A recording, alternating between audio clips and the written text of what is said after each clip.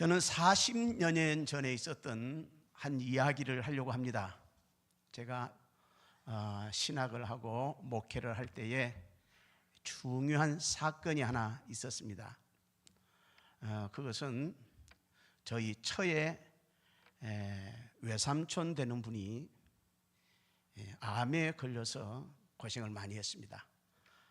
서울대 병원에서 입원을 하고 계시다가 이제 더 이상 가망이 없으니 퇴원을 하셔서 집에 계십시오. 그래서 퇴원을 하고 집에 계셨습니다. 그때 제가 신학교에 다니는 전도사였어요. 그래서 그분을 병문안을 가게 됐습니다. 제 아내와 함께 병문안을 갔더니 이제 시한부 인생을 살고 계셨어요. 그분은 아주 철저한 유교를 믿는 그런 사람입니다. 상당히 유식한 분이었어요.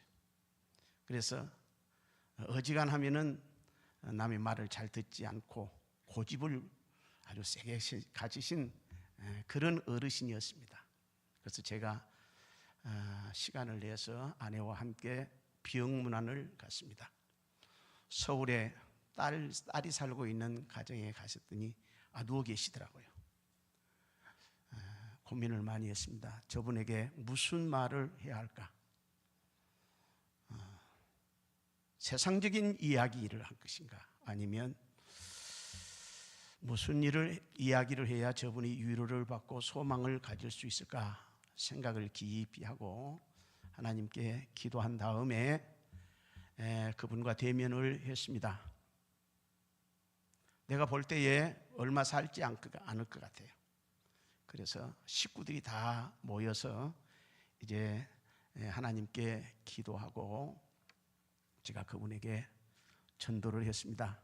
전도사니까 마땅히 전도해야죠. 그러지 않습니까? 그리고 얼마 남지 않는 인생, 얼마 남지 않는 이 시간에 결단을 하고 구원이냐 하나님의 심판이냐 둘 중에 하나예요. 그래서 그래도 전도사니까 하나님의 말씀을 따라서 전도를 해야 되겠다 그렇게 생각하고 그 유식하고 철저한 유교인 유교를 섬기는 그분 앞에서 제가 아주 당돌하게 단도직입적으로 정면 돌파를 했습니다.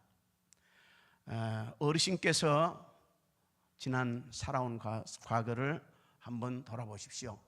어떻게 사셨는지, 그리고 앞으로 얼마나 더 사실는지 한번 곰곰이 생각을 해보십시오. 그리고 제가 묻는 말에 대답을 해주시면 고맙겠습니다. 그렇게 하면서 제가 설교를 하기 시작했습니다. 그분 앞에서 전도사가 새파란 전도사, 이제 결혼한 지 한 1년 정도밖에 안 된 김서방이 와서 설교를 하는 것입니다. 고개를 푹 숙이고 듣고 있습니다. 하나님을 먼저 소개했습니다. 하나님은 살아 계십니다. 믿으시기 바랍니다. 여러분이 하나님 살아 계신 걸 믿어야 돼요. 여기에 인생이 바뀌게 됩니다. 하나님이 살아 계십니다. 천지 만물을 창조하신 분은 하나님이십니다. 우리의 생명의 주인도 하나님이십니다. 지금까지 어르신은 하나님을 모르고 살아왔지만은 이 시간 전도사 이 김서방의 말을 잘 듣고 하나님이 살아계신 것을 아십시오. 그래서 가만히 듣고 계시더라고요. 그 다음에 두 번째, 예수님을 소개했습니다.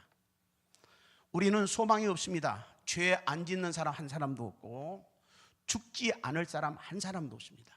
모두가 다 죄값으로 인해서 죽습니다. 그것을 알아야 됩니다. 모든 인간은 죄인입니다. 어르신도 죄인이고 여기에 있는 김서방도 죄인입니다. 그래서 죄값으로 죽게 되어 있습니다. 죽음을 피할 사람은 한 사람도 없습니다. 다만 먼저 죽느냐 나중에 죽느냐 그것이 우선순위가 좀 있을 뿐이지 한 사람도 죽음을 피할 사람은 없습니다. 이제 어르신도 얼마나 살지는 모르지만 반드시 죽을 것입니다. 그리고 나서 예수님을 소개해서 그분이 세상에 오셨습니다. 그분은 하나님이셨는데 세상에 오셨고 그분은 십자가에 죽으셨습니다. 왜 죽으셨는가? 저와 여러분을 위해서 죽으셨습니다. 그분을 믿으면 지금까지 어르신이 지은 모든 죄는 용서받을 수 있고 구원을 받을 수 있습니다. 분명히 얘기했더니 가만히 눈을 감고 듣고 계시더라고요. 그리고 우리에게 소망이 있는 것은 하나님이 우리에게 약속했습니다. 그분을 나의 구주로 믿고 영접하면 내가 너의 모든 죄를 용서하고 너를 천국으로 인도해 줄 것이다. 그렇게 약속을 하셨습니다. 하나님께서 약속하셨습니다. 믿으시기를 바랍니다.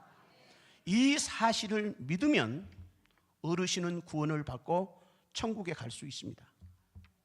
그러나 이 사실을 인정하지 않고 믿지 않으면 믿지 않는 사람들이 가는 곳으로 지옥으로 가게 될 것입니다. 어르신은 어떻게 하실 겁니까?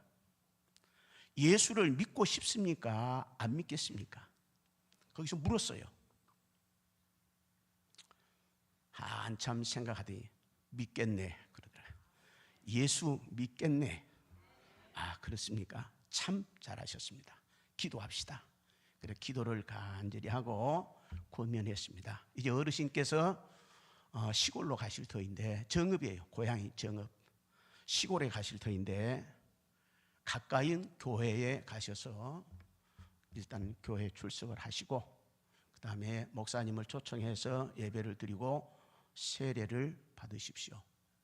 그랬어요. 그랬더니 그분이 알았다고. 그리고 며칠 있다가 보니까 시골로 가셨더라고요. 그 다음에 그분이 세례를 받고 몇 번 교회를 다니신 후에 세상을 떠나셨습니다.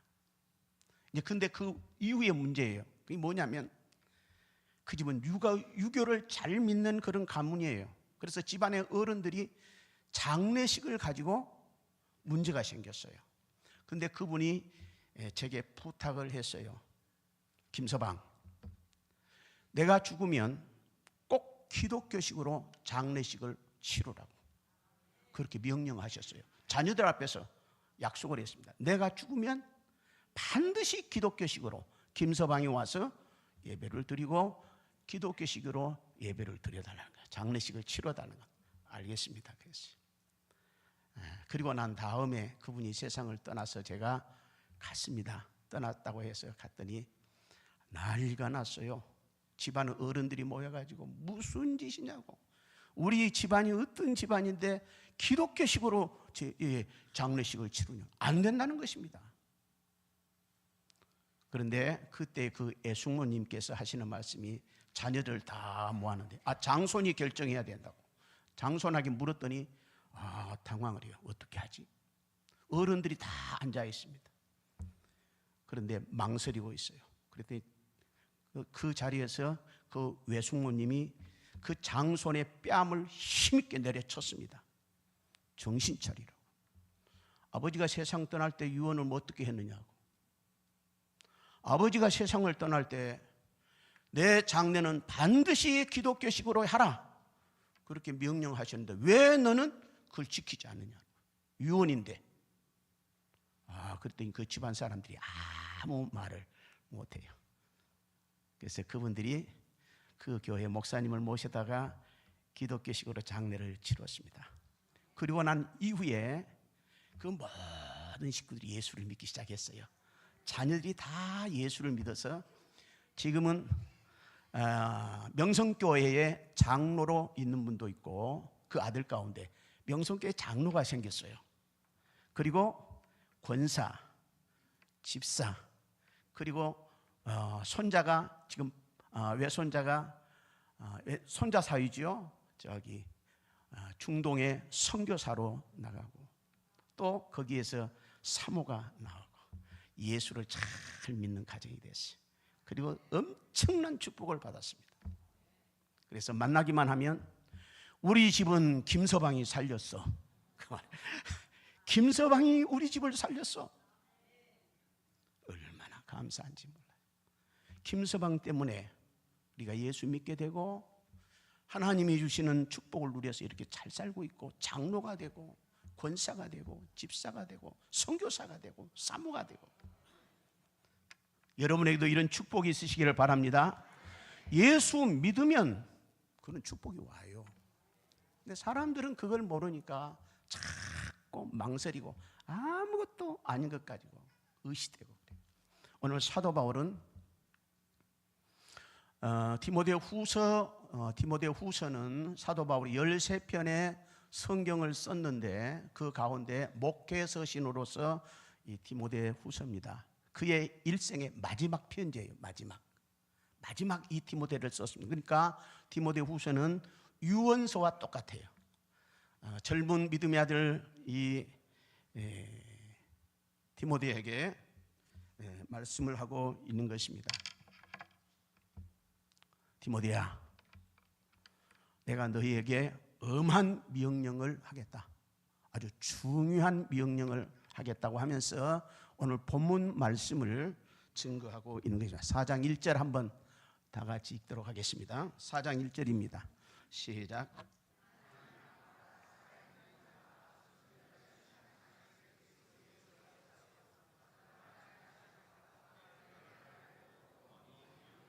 아멘. 이 1절의 말씀은 사도 바울의 신앙관을 분명하게 젊은 목회자인 디모데에게 기억시키는 것입니다. 네가 믿는 하나님은 어떤 분이냐? 나는 이 하나님을 믿고 섬기고 있다라는 것입니다.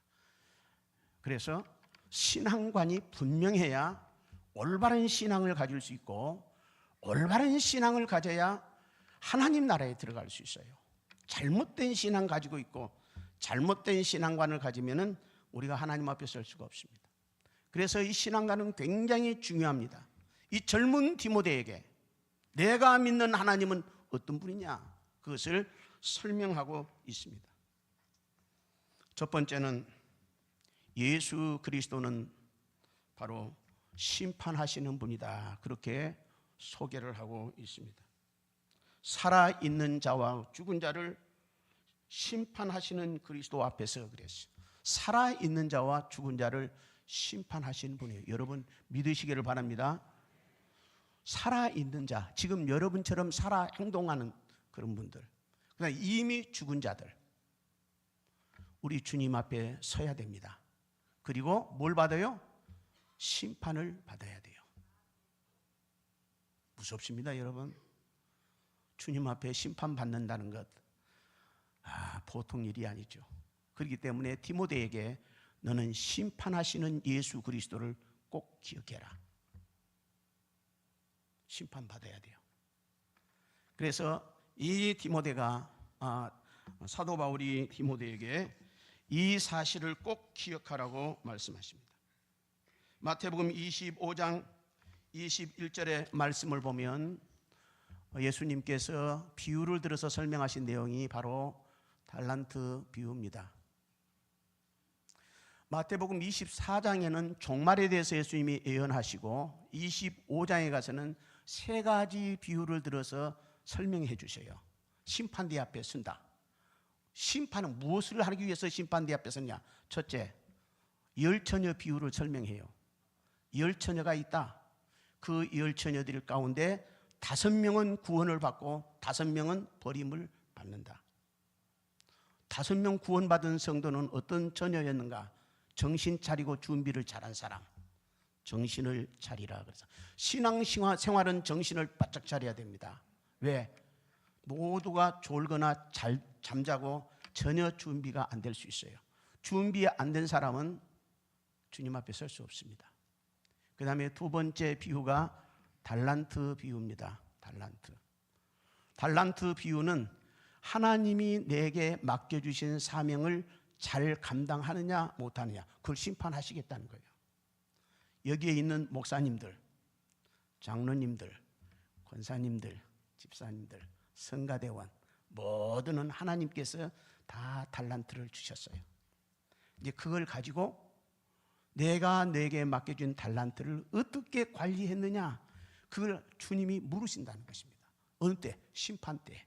그래서 잘하는 사람에게는 칭찬을 해줘요. 잘했다, 착하고 충성된 종아, 참 잘했다, 칭찬하실 것이고, 한 달란트 받았던 종은 아무것도 하지 않았어요.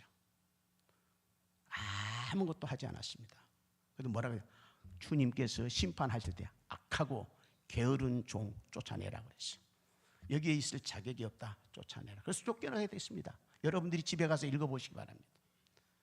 그 다음에 또 한 가지 비유가 뭐냐면은 염소와 양의 비유가 있어요. 그래서 예수님께서 행한 대로 내가 물으시겠다는 것입니다. 착한 일을 했느냐? 주님의 영광을 위해서 일했느냐? 아니면 자기 욕심만 챙겼느냐? 주님이 다 물으신다고 그랬어요. 떨리지 않습니까? 여러분, 주님 앞에 설 때 당당히 설 수 있겠어요?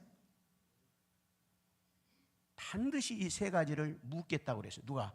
예수님께서 제자들에게 친히 말씀해 주셨어요. 종말 때에는 이런 심판이 있는데 세 가지를 내가 물을 것이다. 그러니 준비를 잘하고 있으라. 그렇게 말씀을 하셨습니다. 그 다음에 두 번째, 예수님이 오늘 사도 바울의 신앙 고백은 재림하시는 예수님입니다. 예수님이 반드시 오신다고 그랬어요. 구름을 타고 너희들이 본 그대로 다시 올 것이다 그랬어요. 요한계시록 22장 20절 말씀입니다. 한번 다 같이 읽겠습니다. 요한계시록 22장 20절 말씀입니다. 함께 읽겠습니다. 시작. 이것들을 증언하신 이가 이르시되 내가 진실로 속히 오리니 하리라 하시거늘 아멘. 주 예수여 오시옵소서. 그래서 예수님이 마지막 성경 마지막 구절에 친히 말씀하셨어요. 내가 곧 올 것이다. 주님이 오시는 것입니다. 재림하십니다. 약속을 믿으시기를 바랍니다. 그랬더니 사도 요한이 그 말을 하고 아멘. 주 예수여 속히 오시옵소서. 내가 기다리고 있겠습니다. 얼마나 멋있어요. 주님을 간절히 기다리고 있는 것입니다. 그 다음에 세 번째, 하나님 나라에 대한 소망을 가지라 그랬어요. 분명히 디모데는 사도 바울은 디모데에게 하나님 나라에 대한 소망을 잊지 말아라 그랬어요. 우리는 언젠가 다 하나님 앞에 서게 됩니다. 믿는 사람들은 하나님 앞 나라의 백성으로서 영광스러운 보좌 앞에 우리가 다 서게 될 것입니다. 믿으시기를 바랍니다. 여러분이 그 소망을 가져야 돼요. 소망이 없는 사람은 믿음이 없는 사람입니다. 하나님 나라에 대한 소망을 가지지 않는 사람은 구원받았다고 장담할 수가 없어요. 어떻게 그 사람이 구원받아요? 그런데 하나님 나라의 소망을 가진 사람은 어떤 환난과 시련과 역경이 와도 참아낼 수 있어요. 그리고 마침내 승리를 하게 되는 것입니다. 이게 사도 바울이 디모데에게 너는 이 소망을 결코 잊지 말라. 그 세 가지를 설명해요. 예수님은 심판하신 분이다. 예수님은 반드시 재림하실 것이다. 세 번째는 하나님 나라는 완성될 것이고 우리는 그의 백성이 될 것이다 말씀하셨습니다. 그 다음에 두 번째 중요한 것은 우리에게 가장 중요하고 긴급한 명령을 한다 그렇게 말씀하셨습니다. 오늘 1절 하반절 말씀해 보니까 그의 나라를 두고 엄히 명하노니 그랬어요. 그 나라를 두고 내가 엄하게 명령을 한다. 이것은 명령이에요. 명령. 바울이 디모데에게 명령을 합니다. 마지막 유언이에요. 유언. 이 말씀은 바울의 유언적인 그런 교훈이라고 할 수 있어요. 하나님 앞에서 내가 엄하게 명령을 한다. 잘 들어라. 그런 말씀입니다. 그건 뭡니까? 첫째는 말씀을 전파해라. 오늘 2절 말씀 한번 다 같이 읽겠습니다. 2절입니다. 시작.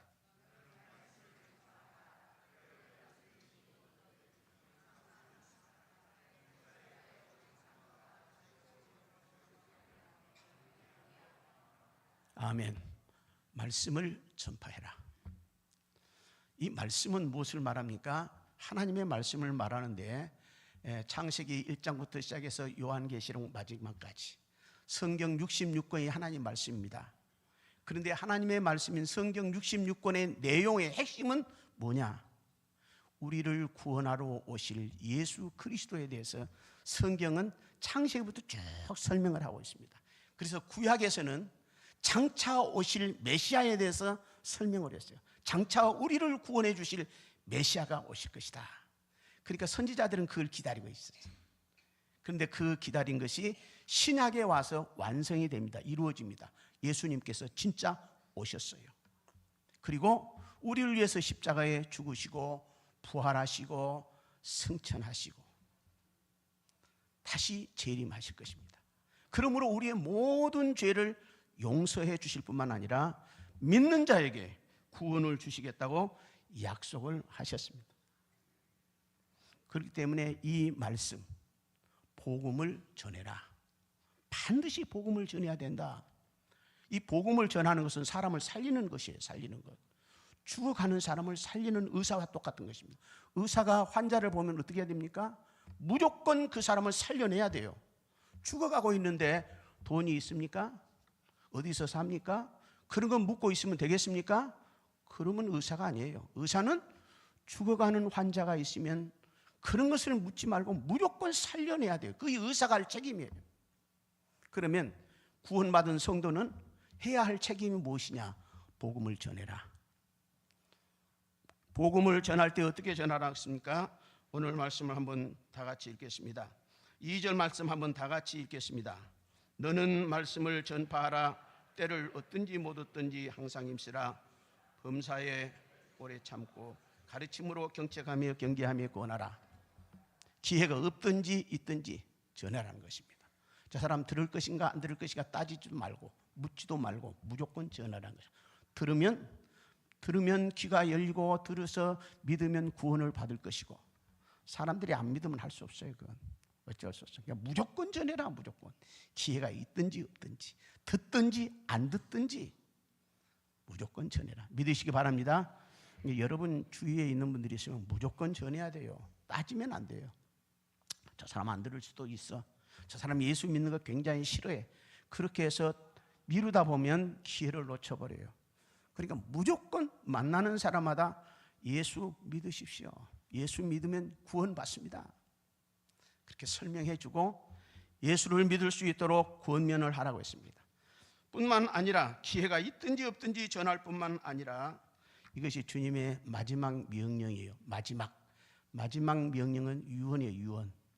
예수님이 제자들을 보내시면서 그분이 승천하시면서 제자들에게 마지막 남기는 말이 마가복음 16장에 있는 말씀입니다. 한번 다 같이 읽겠습니다. 시작.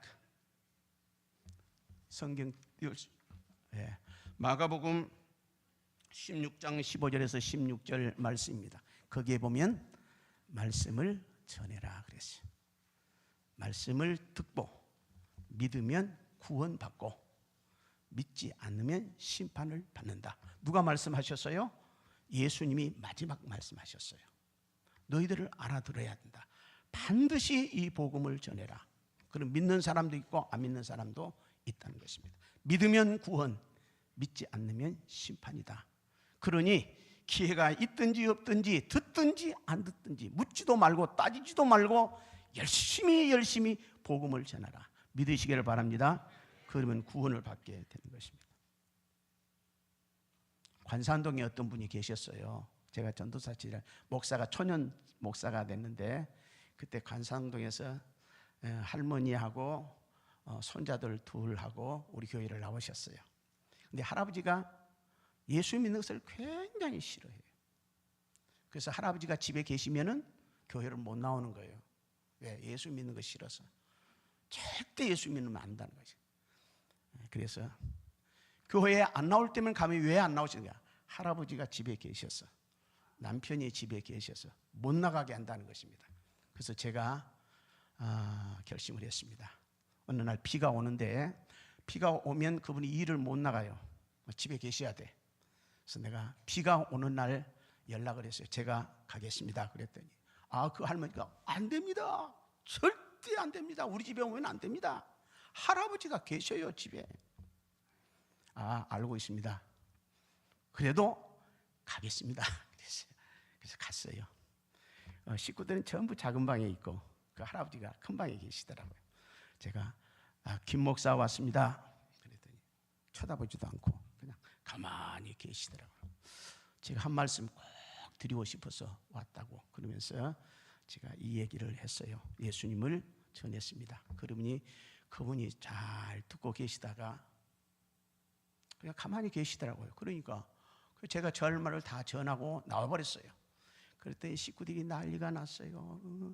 목사님 큰일 났다. 할아버지가 화가 나서 뭔가 던질 것이고 그러면 큰일 났다는 거예요. 그래서 와가지고 벌벌벌 떠는 거예요. 걱정하지 마십시오. 저 갑니다. 그래서 가서 와버렸어요. 며칠 뒤에 전화가 왔어요. 우리 할아버지가 아파요. 그래요. 할아버지가 아파요. 좀 와달라는 것입니다. 그래서 갔더니 암이 딱 걸렸어요. 아무 일도 못해 이제 누워 계셔. 그래서 다시 전도를 했습니다. 할아버지 이제 결단하십시오. 저는 정면 돌파입니다. 뭐 이리 돌리고 저리 돌리고 없어요. 예수 믿으면 구원, 예수 안 믿으면 지옥이에요. 결정하십시오. 그랬더니 가만히 듣고 계시다가 믿겠다는 것입니다. 그래서 제가 거기서 세례를 주서 물 가져오라고. 그래서 그분에게 세례를 주고 며칠 있다가 세상 떠나셨어요. 후두암으로, 급성 후두암으로 세상 떠나셨어요. 그렇습니다. 기회가 많지 않아요. 그래서 예수님은 무조건 듣든지 안 듣든지 복음을 전하라고 말씀하셨습니다. 그리고 힘써 전해라. 힘써야 돼요. 전도하기가 쉽지를 않아요. 왜? 사람들이 안 들어요. 예수 믿는 거 다 싫어해요. 그래서 오늘 예수님이 뭐라고 말씀하셨어요? 오늘 7절 말씀에 때가 이르리니 사람이 바른 교훈을 받지 아니하며 귀가 가려워서 자기의 사욕을 따를 스승을 많이 두고 또 귀를 진리에서 돌이켜 허탄한 이야기를 따르리라. 사람들이 진리의 말씀을 듣기 싫어요. 하나님 믿으십시오. 예수 믿으십시오. 알았다. 그런 말 제발 그만하라고 그래요. 듣기를 싫어해요. 왜 그렇습니까? 사탄이 그 마음속에 들어있기 때문에, 죄가 막 드러나기 때문에 예수님에 대해서 얘기하고 천국에 대해서 얘기하고 하나님에 대해서 얘기하면 딱 거부하는 것입니다. 그래도 해야 돼요. 그럴 것이라고 말씀했어요. 오늘 사도 바울도 분명히 디모데에게, 디모데야 네 말 안 들을 것이다. 아무리 좋은 말을 해도 안 듣는다. 왜? 귀가 닫혀져 있어요. 진리에서 다 떠나 있어요. 그러니까 그걸 각오하고 열심히 하라. 그렇게 말씀하십니다. 그러니까 여러분들이 전도할 때는 그런 각오를 가져야 돼요. 마지막 세 번째, 사도 바울이 디모데에게 말합니다. 내가 지난 이들을 곰곰이 생각해 본다. 이제 사도 바울은 얼마 있지 않으면 재판을 받게 되고 그 재판에서 사형 선고를 받게 됩니다. 바울은 알고 있어요. 자기의 죽음에 대해서 알고 있습니다. 내가 이제 옥중에 있는데 나가서 재판 받으면 그 이후에는 죽는다. 사형 선고다. 그걸 알고 있어요. 그렇기 때문에 디모데는 자기를 돌아보고 있는 것입니다. 바울은 자기를 돌아보고 있어요. 내가 어떻게 살았는지. 그러지 않습니까? 죽음과 삶의 경계선에 서면 사람들은 다 자기를 돌아보게 돼 있어요. 내가 과거에 어떻게 살았지? 앞으로 어떻게 되지? 거기에 대해서 관심이 가는 거예요. 그래서 정직한 말을 그때 하는 거예요. 내가 잘못 살았구나. 잘못 산 인생이 너무 많아요. 후회를 너무 많이 하는 것입니다. 아내에 대한 잘못, 자식들에 대한 잘못, 이런 것들이 막 생각나는 거예요. 그래서 마지막 한 말은 진실된 말이에요. 마지막 하나, 바울이 디모데에게 말한 거야. 나는 이렇게 살았다. 이제 나는 곧 죽는다. 오늘 말씀해 보니까 한번 다 같이 읽겠습니다. 6절 말씀입니다. 6절 시작. 전제와 같이 내가 벌써 부어지고 나의 떠날 기약이 가까웠도다. 전제와 같이 내가 부어졌다. 이 말은 사도 바울은 예수 믿고 난 이후에 모든 것을 몽땅 하나님 앞에 바쳤어요. 하나님, 이제 내가 주님을 위해서 살겠습니다. 그 이전에 내가 엉망으로 살았습니다. 내 마음대로, 내 고집대로, 내 욕심대로 살았습니다. 이제는 내가 주님을 알았으니 내가 주님 뜻대로 살겠습니다. 그리고 그의 모든 것을 집중해서 주님께 다 쏟아 부었어요. 그 전제예요, 전제. 재물을 완전히 불에 태우고 마지막에는 포도주로 그 재물 위에 부어서 제사를 마치게 된 것입니다. 내가 전제와 같이 살았다. 이제 내가 죽을 날이 가까웠다. 나는 너무너무 좋다. 죽는 날을 그리워하고 있는 것입니다. 여기 떠날 기약이 가까웠다. 이 떠난다는 말은 네 가지 의미가 있어요. 떠난다 그 말은 죽는다는 말인데, 죽는다는 것은 지금까지 내 삶을 돌아보니까 고생 많이 했어요. 말이나 소가 쟁기질을 하거나 마차를 끌을 때는 어깨에 뭘 맵니까? 멍에를 매요. 멍에가 탁 매면은 그때부터 말이나 소는 열심히 일을 합니다. 정말 힘든 일을 해요. 땅을 파고 무거운 짐을 나르고. 그런데 일을 딱 마치면 주인이 멍에를 탁 걷어줘요. 끝났다. 그러면 말이나 소가 얼마나 좋아해요? 덩실 뛰는 것입니다. 왜? 멍에가 벗겨지니까. 바울도 그렇게 살았다는 것입니다. 내가 주님을 위해서 너무너무 고생했는데 이제 내가 죽으면 이 무거운 짐들을 다 벗어버리니 너무 좋다. 그 다음에 두 번째는 나는 이제 고향으로 돌아간다. 고향으로 돌아간다는 말이 있어요. 이제 텐트를 친 사람이 집으로 가기 위해서 텐트에 줄을 푸는 것입니다. 이것을 떠난다 그랬어요. 뿐만 아니라 항구를 말해요. 항구에 정박되어 있는 배가 출항을 하기 위해서 닻을 올리는 것입니다. 그래서 항구가 먼 항해를 출발하는 것입니다. 이걸 죽음에 비유했어요. 성도는 그렇게 해서 떠나가는 것입니다. 그러니까 바울이 눈을 감고 생각하니까 너무 좋은 것이죠. 이제는 모든 것을 내려놓겠구나. 무거운 짐도 다 내려놓고 고통스러운 것도 다 내려놓고 나는 주님 앞으로 간다. 그러니까 너무너무 기쁜 것입니다. 여러분에게도 이런 축복이 있으시기를 바랍니다. 이것이 성도가 맞이할 죽음의 자세예요. 성도에게는 그런 기쁨이 있어야 돼요. 그런데 어떤 사람들은 발발발 떠는 거예요. 죽는다고 하면 벌벌벌 떨어요. 죽으면 어떻게 되지? 근데 예수 믿고 똑바로 사는 사람은 그날을 기다리는 것입니다. 그래서 기다리는 것입니다. 그 다음에 두 번째 또 한 가지 생각하는 것은 바로 나는 선한 싸움을 싸우고 달려갈 길을 다 마쳤다 그러겠습니다. 후회 없는 삶을 살았다. 내가 할 일 다 했다. 나는 나의 달려갈 선한 싸움을 싸웠다. 선한 싸움을 싸웠다는 것은 내가 경기장에서 주님을 위해서 최선을 다했다는 거죠. 운동선수가 그러잖아요. 선수가 운동장에서 운동할 때는 대충대충 안 하고 전심전력을 해서 하잖아요. 그래야 메달을 받을 수 있고 우승할 수 있어요. 그처럼 주님의 일을 할 때에 전심전력을 했다. 그 다음에 나의 달려갈 길을 마쳤다. 달려갈 길을 마쳐 선수가 자기의 목표를 향해서 최선을 다하는 것입니다. 그것이 바로 달려갈 길을 마쳤다는 거예요. 바울은 그런 삶을 살았어요. 주님이 내게 주신 사명을 감당해서 최선을 다해서 했다. 디모데야, 네가 잘 알지 않느냐? 내가 어떻게 주님을 섬겼는지. 나는 최선을 다했다. 더 이상 미련도 없고 후회도 없다. 그 다음에 세 번째, 나는 믿음을 지켰다. 세 가지를 디모데에게 각인시켜 주는 것입니다. 나는 이런 삶을 살았는데 너도 그런 삶을 살아야 되지 않겠느냐?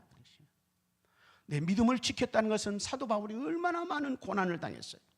감옥에도 수없이 갇히고 매도 수없이 많고 춥고 배고프고 굶주리고 위협당하고 그런데도 믿음을 딱 지키는 것입니다.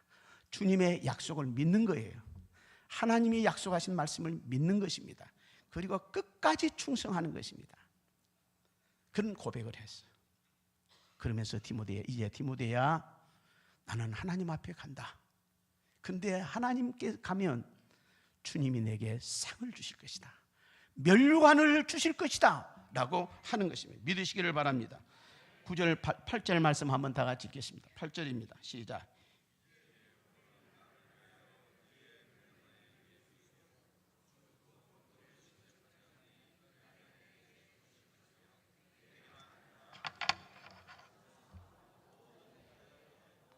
아멘. 이제 내가 주님 앞에 가면 주님이 나를 위해서 면류관을 예비해 놓으실 것이다. 나는 그걸 기대한다.